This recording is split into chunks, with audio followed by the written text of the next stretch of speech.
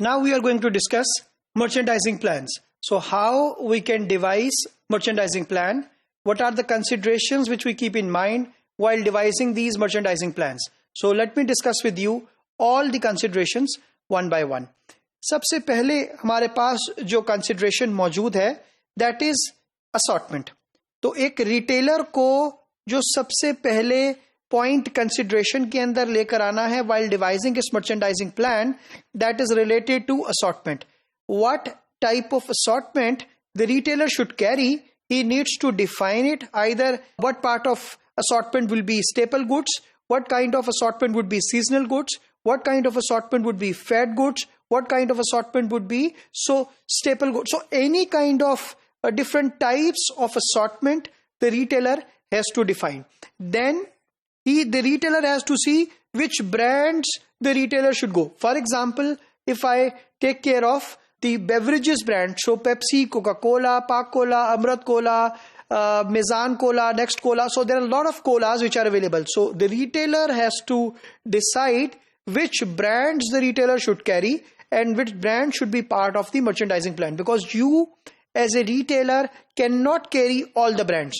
So you have to see who are the leader brands, who are the follower brands, what are the own brands, what are the seasonal brands, and then accordingly you make a mix accordingly.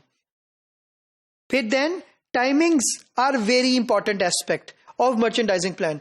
Which assortment, which merchandise at what time, it has to be clearly mentioned in your merchandising plan. Then allocation. So how much space allocation should be given to a particular assortment, to a particular brand, to a particular product. It has to be clearly defined and mentioned in the merchandising plan.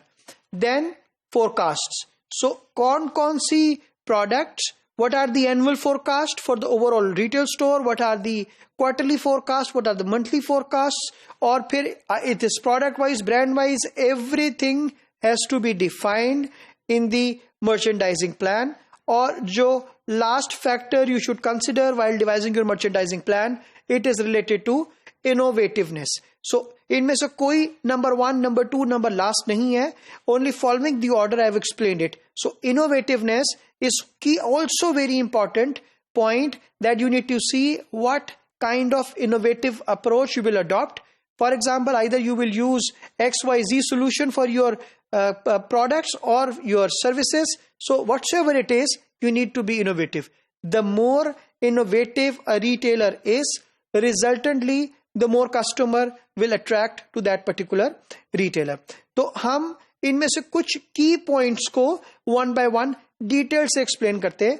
सबसे पहले let me take you through to the forecast. So जो forecast है वो क्या है actually? So forecast are actually the projections, expected sales by a particular retailer. So normally एक retailer forecast बनाता है कि overall company की क्या forecast होगी. For example, if the retailer has 20 stores, so retailer will make forecast of the total company of these 20 stores.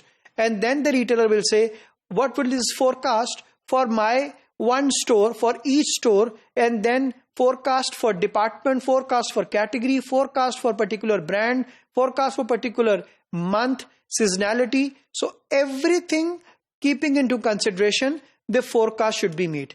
ये forecast normally retailer को help करती है, एक guideline देती है कि क्या sales volume I am expecting from this business.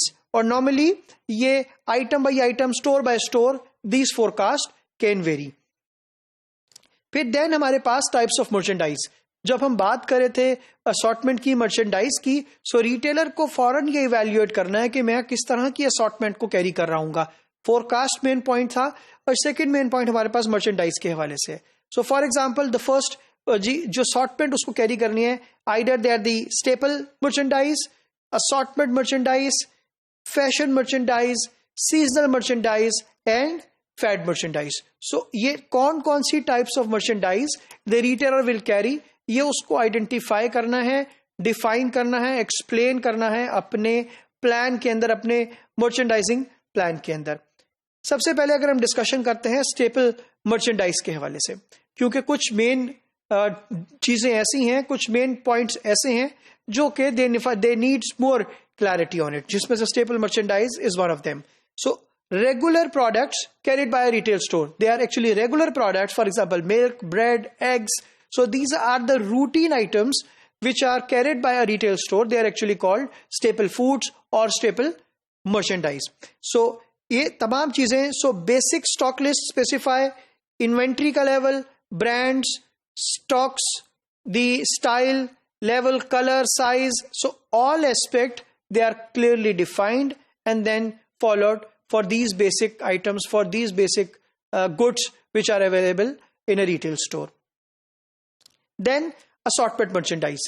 Assortment merchandise के अंदर वो तमाम assortment which is related to, let's say, apparel, furniture, it is auto or any other product which is related to the other assortments, not staple products.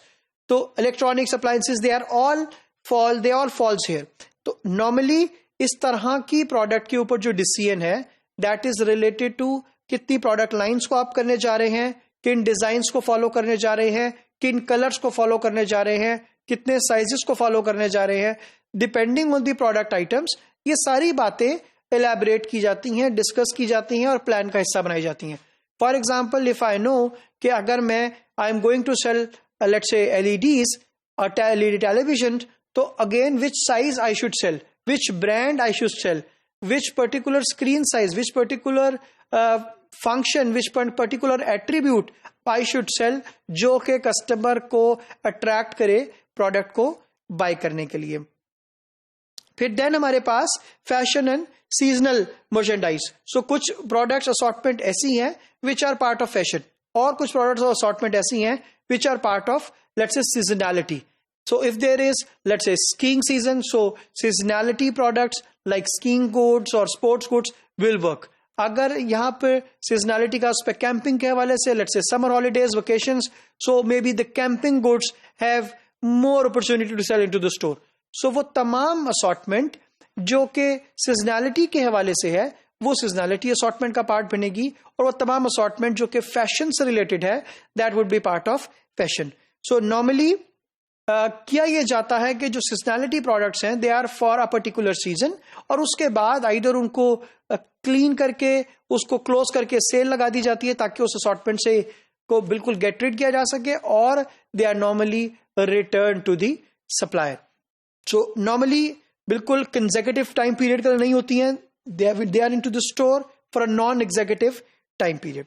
तो first part के अंदर अगर हम बात करते हैं, हमारे पास डिवाइसिंग प्लान के अंदर जो आपकी फैशन मर्चेंडाइज है, सीजनल मर्चेंडाइज है, स्टेपल मर्चेंडाइज है, ये सारे एस्पेक्ट कवर होते हैं.